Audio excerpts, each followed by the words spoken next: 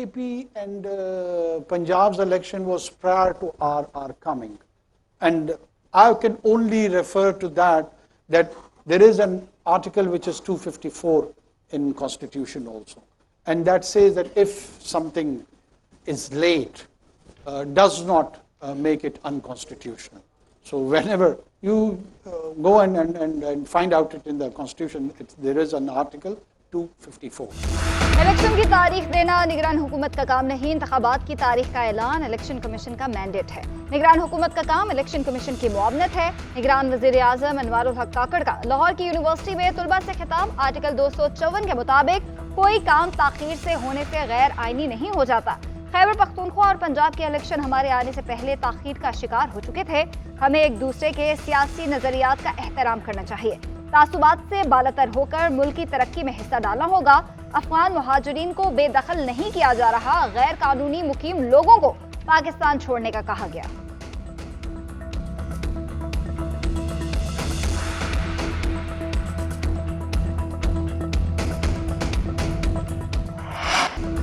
आम इंतखाबात मुकर्ररा वक्त पर होंगे। इलेक्शन कमीशन आम इंतखाबात कराने के लिए तैयार है। 30 नवंबर तक हल्का बंदियों का मरहला मुकम्मल हो जाएगा। चीफ इलेक्शन कमिश्नर की पंजाब की ब्यूरोक्रेसी के इजलास में गुफ्तगू, कहा निगरान पंजाब हुकूमत को फ्री एंड फेयर इलेक्शन के लिए मुकम्मल सपोर्ट करेंगे। सब ने मिलकर मुनसिफाना और शफाफ इलेक्शन को यकीनी बनाना है। चीफ इलेक्शन कमिश्नर की ज़ेर सदारत पंजाब की ब्यूरोक्रेसी का इजलास, इंतखाबात के गैर जानिबदाराना और पुरअमन इनकाद के लिए इक़दामात का जायज़ा, आम इंतखाबात की तैयारियों पर ब्रीफिंग। वज़ीर आला पंजाब मोहसिन नकवी का इंतखाबात आज़ादाना और मुनसिफाना बनाने के अज़म का इजहार, कहा इलेक्शन के आज़ादाना इनकाद को यकीनी बनाने के लिए फुल प्रूफ इंतजामात किए जाएंगे। अदलिया कानून साजी का इस वक्त जायजा ले सकती है जब वो इंसानी हुकूक से मुतसादिम हो। सुप्रीम कोर्ट के जज जस्टिस मंसूर अली शाह ने नैब तरमीम केस में इख्तलाफी नोट जारी कर दिया। 27 सफ़ात पर मुश्तमिल इख्तलाफी नोट में लिखा कि कानून साजों का मुफाद सामने रखकर कानून साजी जांचना पार्लियामेंट और जमहूरियत को नीचा दिखाने के मुतरादिफ है। दरख्वास्त गुजार नैब तरमीम को अवामी मुफाद के बरअक्स साबित करने में नाकाम रहा। मैं आइन के आर्टिकल 182 के तहत दरख्वास्त को मेरिट्स के बगैर होने की वजह से खारिज करता हूं।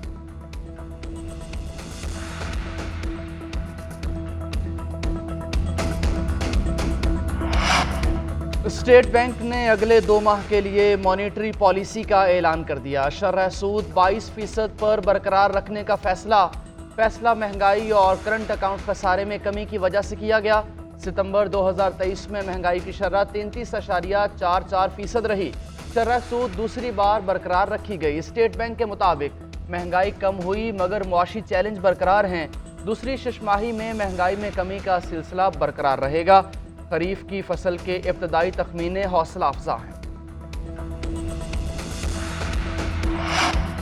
वज़ीर आज़म के ज़ेर सदारत वफाकी काबीना का इजलास, काबीना ने अहम फैसलों की मंजूरी दे दी। गैस की कीमतों में इजाफे का फैसला फिलहाल रोक दिया गया।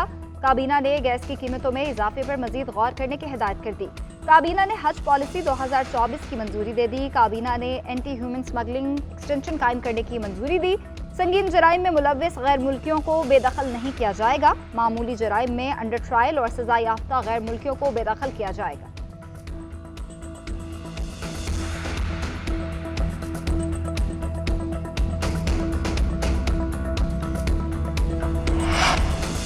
निगरान वज़ीर दाखिला सरफराज बुगटी का BNP मैंगल से मुज़ाकरात का ऐलान। सेनेट इजलास में इजहार ख्याल करते हुए कहा कि बलोचिस्तान में डेथ स्क्वाड कत्लो गारत कर रहे हैं। पंजाबी और सेटलर्स कहकर लोगों को कत्ल किया गया। उन डेथ स्क्वाड्स को बगैर किसी सबूत के किसी भी जानिब मंसूब करना दुरुस्त नहीं है। BNP मैंगल को पार्लियामान का फोरम मुयस्सर रहा है। उन्हें रेड जोन में एहतजाज नहीं करना चाहिए। अगर वो एहतजाज के लिए आए हैं तो हम उनसे मुज़ाकरात करेंगे, उनकी बात को सुनेंगे और मामले को खुश उसलूबी से हल करेंगे। पिछले 23 दिनों में इसराइल की जानिब से फ़लस्तीनियों का कत्ले आम और नस्ल कुशी हो रही है। वो मैं समझता हूँ कि सिर्फ मुस्लिम उम्मा के लिए नहीं बल्कि पूरी दुनिया के लिए लम्हा फिक्री है। शहरी आबादियों पे, हस्पतालों में, मसाजिद, स्कूलों पे अंधाधुंध बमबारी जारी है। हम फॉरेन ऑफिस को जो रेलेवेंट स्टेक होल्डर्स हमारे सिस्टम में हैं, जो कि इस मामले में कोई एक्शन ले सकते हैं, कोई हम उनको अगर कोई सजेस्ट कर सकते हैं तो हमें जितनी जल्दी हो सके वो एक्शन लेना चाहिए। गजा के हॉस्पिटल पर इसराइली हमले के खिलाफ सेनेट में करारदाद मंजूर। साबिक वज़ीर ख़जाना इसाक डार बोले, गुज़श्ता 23 रोज़ से फ़लस्तीनियों की नस्ल कुशी जारी है। शहीद फ़लस्तीनियों में ज़्यादातर तादाद बच्चों और ख़वातीन की है। इसराइली फ़ौज गजा में हॉस्पिटल्स को भी निशाना बना रही है। इसराइली फ़ौज ने गजा में खाने पीने की अशिया और ईंधन की सप्लाई बंद कर दी है। फ़लस्तीन में जिस तरह बर्बरियत जारी है वो हमारे लिए लम्हा फ़िक्रिया है। इस जुल्म के खिलाफ OIC, UN और दीगर फोरम्स पर बात करनी चाहिए। सेनेटर अली जफर बोले, इसराइल ने 10% फ़लस्तीनी आबादी को मौत के घाट उतार दिया। फ़लस्तीनियों को अपनी ही ज़मीन पर पनाहगुज़ीन बनाया गया। इंसानी हुकूक की पामालियाँ जारी हैं, मगरबी ममालिक रोकने में नाकाम हो गए। गैर कानूनी भर्तियों का केस, चौधरी परवेज इलाही को जुडिशल रिमांड पर जेल भेज दिया गया। जुडिशल मजिस्ट्रेट ने महफूज फैसला सुनाया। एंटी करप्शन की परवेज इलाही के मजीद जिस्मानी रिमांड की इस्तदा मुस्तरद। साबिक वज़ीर आला ने सहाफ़ियों से गैर रस्मी गुफ्तगू में कहा कि केयर टेकर वज़ीर आला मोहसिन नकवी नवाज शरीफ के नुमाइंदे हैं। इसराइल फ़लस्तीनियों की नस्ल कुशी में मसरूफ है। गजा में भूखे प्यासे बच्चे बमों का निशाना बन रहे हैं। बेहिस केयर टेकर वज़ीर आला लाहौर मेला के नाम पर गाने बजाने की महफिलें सजा रही हैं।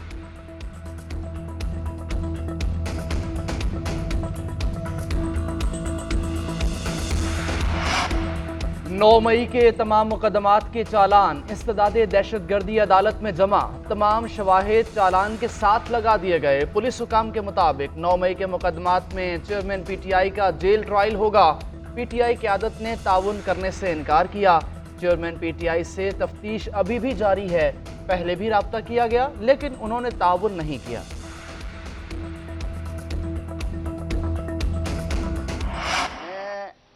खुदा को गवाह बना के कहता हूं कि हमारे साथ कोई ज्यादती नहीं हुई। हमारी सियासत हमेशा फौज की रही है, सबकी फौज के साथ रही है, सब सियासतदानों की। लेकिन ये बाहर आके और बातें करते हैं, मुल्क से बाहर जाते हैं, ये लोग गालियां देते हैं। हमने कभी इनके खिलाफ बात नहीं की। 9 मई घटिया प्रोग्राम था, बुरे लोगों का किया हुआ बुरा काम था। खुदा को गवाह बनाकर कहता हूं कि हमारे साथ कोई ज्यादती नहीं हुई। शेख रशीद ने कहा कि आइंदा इलेक्शन PDM के खिलाफ लड़ूंगा। हमारी गिरफ्तारी मतलूब है तो फोन करें, मैं आ जाऊंगा। पकड़ा गया तो जेल के अंदर से भी दोनों सीट्स पर इलेक्शन लड़ूंगा। पाक फौज के साथ शाना बशाना खड़े हैं। जनरल आसिम मुनीर हमारे सरदार हैं। नदीम अंजुम की बहुत खिदमत हैं। लाहौर हाईकोर्ट रावलपिंडी बेंच ने लाल हवेली डीसील करने का हुक्म दे दिया।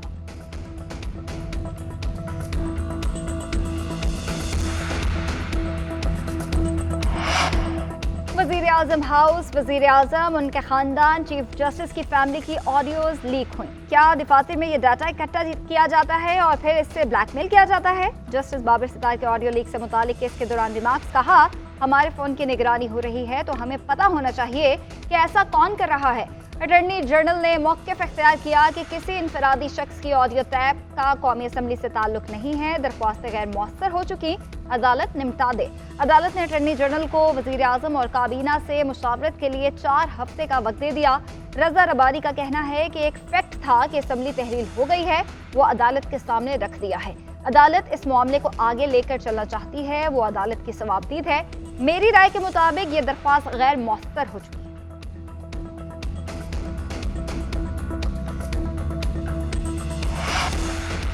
गैर मुल्की अफगान खानदानों की इनखला में तेज़ी, डेडलाइन में 1 दिन बाकी रह गया। तुरखम बॉर्डर पर रश ज़्यादा होने के बायस अफगान पनाह गुज़ीनों की लंडी कोतल कैंप आमद शुरू। कैंप में उन खानदानों का डेटा इकट्ठा किया जाएगा। 31 अक्टूबर की डेडलाइन में कोई तोसी नहीं होगी। जायदादें जब्त, डिपोर्ट किया जाएगा। मैपिंग, जियो फेंसिंग के जरिए मशकूक अफराद की निशानदही कर ली गई। अफगान बाशिंदों की रज़ाकाराना वापसी भी जारी है। गुज़श्ता रोज़ भी 6382 अफराद अफगानिस्तान वापस चले गए। अब तक 92,928 अफगान बाशिंदों की वापसी हो चुकी। सरकारी हज पैकेज में अवामी तजावीज़ पर मुतअद्दिद तब्दीलियाँ। पहली बार इजाफी रकम के साथ 20 से 25 रोज़ का शॉर्ट हज पैकेज मुतारिफ। इकोनॉमी पैकेज माजी की तरह 40 दिन पर ही मुहित होगा। समंदर पार पाकिस्तानियों के लिए स्पॉन्सरशिप हज स्कीम जारी रखी जाएगी। हज अखराजात की अदायगी डॉलर्स में करने की सूरत में क़रारदाजी से इस्तिस्ना हासिल होगा। सरकारी हज स्कीम के लिए दरखास्तें नवंबर के वस्त तक तलब कर ली जाएंगी। आइंदा साल 1,79,210 आज़मीन हज पर जाएंगे। मदीना मुनव्वरा में रिहाइश के लिए 4 से 8 दिन का इंतखाब किया जा सकेगा।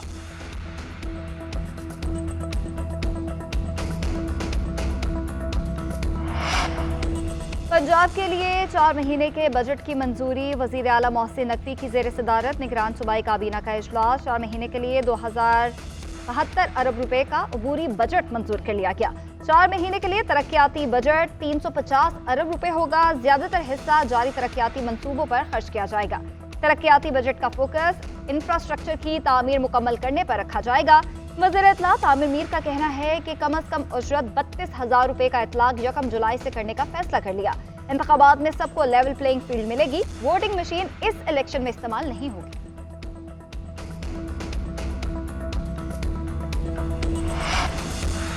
मारूफ आलम दीन मौलाना तारिक जमील के बेटे आसिम जमील की खुदकुशी। नमाज जनाजा आज बादज नमाज इशा अदा की जाएगी। मौलाना तारिक जमील के घर ताज़ियत के लिए मुख्तलिफ शख्सियात की आमद का सिलसिला जारी है। यूसुफ जमील कहते हैं कि आसिम बचपन से डिप्रेशन का मरीज था। मरज बिगड़ने पर इलाज जारी था। गुज़श्ता रोज़ गार्ड से पिस्टल लेकर खुद को गोली मारी।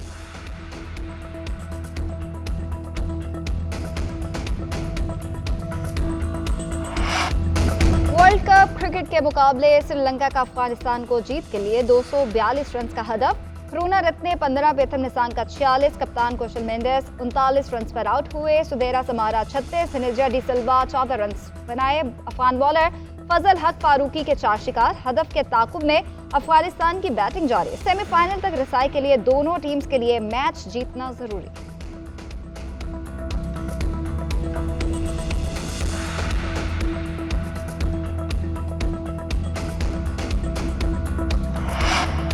ग्रीन शर्ट्स का मिशन वर्ल्ड कप। कौमी स्क्वाड की कोलकाता में प्रैक्टिस। फास्ट बॉलर हसन अली भी फिट हो गए। कौमी टीम का बांग्लादेश से मुकाबला कल एडन गार्डन्स कोलकाता में होगा। सेमीफाइनल की उम्मीद जिंदा रखने के लिए पाकिस्तान को लाजमी फतह दरकार। उधर न्यूजीलैंड के कप्तान केन विलियमसन भी सेहतियाब। पाकिस्तान के खिलाफ मैच में शमूलियत का इम्कान।